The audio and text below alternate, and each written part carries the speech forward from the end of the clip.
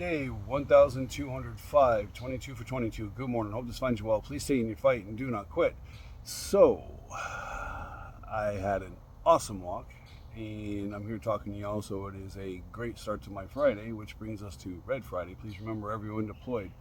People all over the planet doing inherently unsafe jobs. Brothers and sisters in arms. We got all the stuff going on in the Ukraine, and we've been in Europe since 1943, 44. So we've been, once the war was over, staring down the bear, and we're still doing it to this day. Now slide down to Syria and Iraq. We have troops doing operations there. We have what's going on with Iran, the Navy doing their thing with the Marine Corps. Not sure how many escorts we've actually done, but putting our Marines on commercial ships if they want us there, and escorting them through the Persian Gulf, Straits of Hormuz, doing freedom of navigation exercises.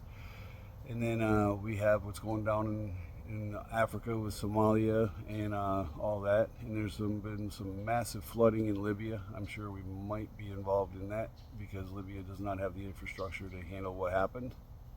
So I'm sure there might be a word out there. Who knows? We'll see. Just a lot of stuff going on there. And then and I think I said it, but Somalia with their humanitarian issues, where we've been for 30 plus years, and helps control what's going on with terrorism in Africa. Slide over to the Pacific. China is conducting its largest naval exercise they've ever done. 1 aircraft carrier and 9 escorts, and 1 support ship. They're working on coordinating their forces and how that works and what they can do against us. So we're over there doing the same thing we're always doing: freedom of navigation through the Taiwan Strait and South China Sea and the Philippine Sea and all that good stuff. So always a dangerous jobs that our people are doing. Training's not always safe. You never know what you're going to run into. You never know what's going to happen. And training, minus the live bullets going down range for, well, we use live in training too. So when you're training, it can be as dangerous, if not more dangerous, than combat, especially if you got new troops that are learning. So anyway, if you pray, say a prayer. And if you don't pray, please do what you do. So, sorry, recycling day, and truck just drove by and it was loud. I couldn't hear myself think. So anyway, I took a week off, went on vacation, went up to New York, and gave my daughter away to her new husband. And it got me reflecting on the way home and when I was writing the letter to her before. And I was thinking about things, memories with her, this, that, and the other. And one of the big ones was the promise when I first held her in the hospital that I was going to be the best dad that I could be, and be as present as I could be, and made a promise that I would do that. And then things happened with her mom, and things didn't work out, and I was not as present. And because of the situation and my mental state with losing everything that I had going on in my life, I had lost my career, I lost a marriage, I lost my health was still kind of shaky at the time, and it was just, what do I matter? Why do I matter? That was being fed, and in my own head was doing the same thing. Was going, yeah, what do you matter? And I couldn't find a good thing that made me matter. And I didn't think about my daughter. I was in the wrong head state, and just concerned about me.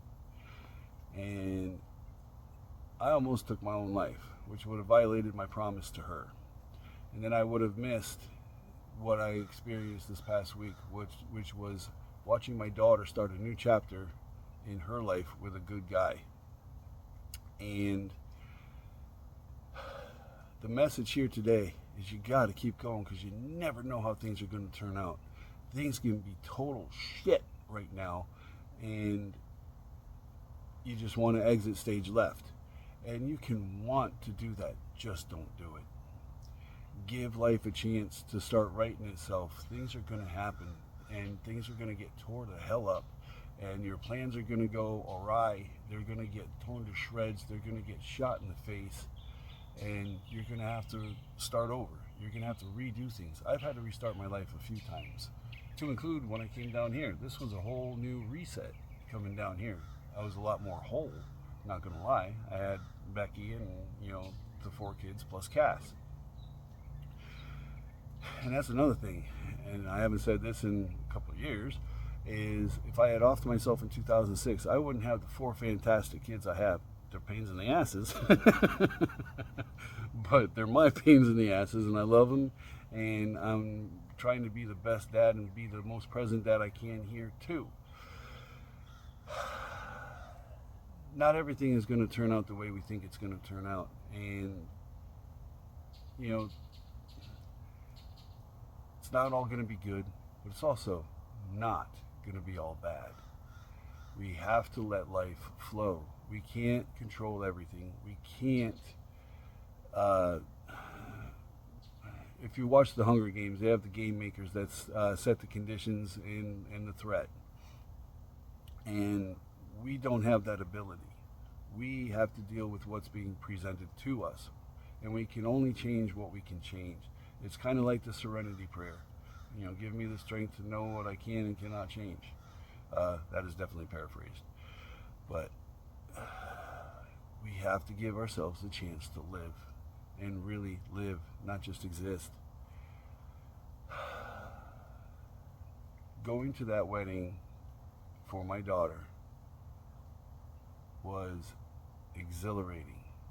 We did it.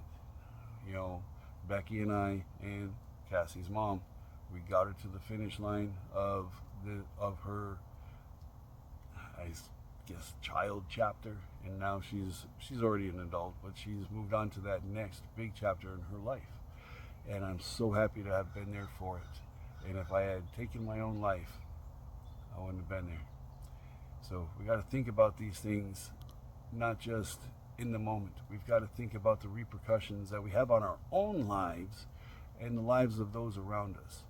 I wonder if I had done that in 2006 and offed myself, what would have happened to her? Would she be in the same boat with this great guy that she married? I don't know. Butterfly effect. It's things we got to think about, and understanding absolutely, wanting to stop the pain. We've got to live our lives. We've got to live them to the best that we can, and make them as happy as we can and as good as we can, and not wallow where we're at. And it is wallowing. Yes, you're struggling through things that have gone on, but we've got to push through and move forward. So anyway, I want to stop it there. This feels good, and I hope you can get to where I'm feeling, because it's not always roses. It can be crap, but when you get to that good spot, you know it, and you got to give yourself a chance to get there. So anyway, if you need help, seek help. Get it from friends, family, brothers, sisters, professionals. It matters not where you get the help. Just get the help that you need to make sure that you stay here. There is the resource of 988. So there's that if you happen to be in trouble during the middle of the night and the Facebook groups are slow, or TikTok is slow, or wherever you seek your camaraderie and seek help. 988 is there. So you have survived 100% of your worst days, so please keep you in that streak alive. You've got this. You can do this, and I do believe in you, and I do love you, and I know you can do this. So we'll see you here on Monday for day 1206, and I look forward to seeing you there, and I will see you there. Tough out.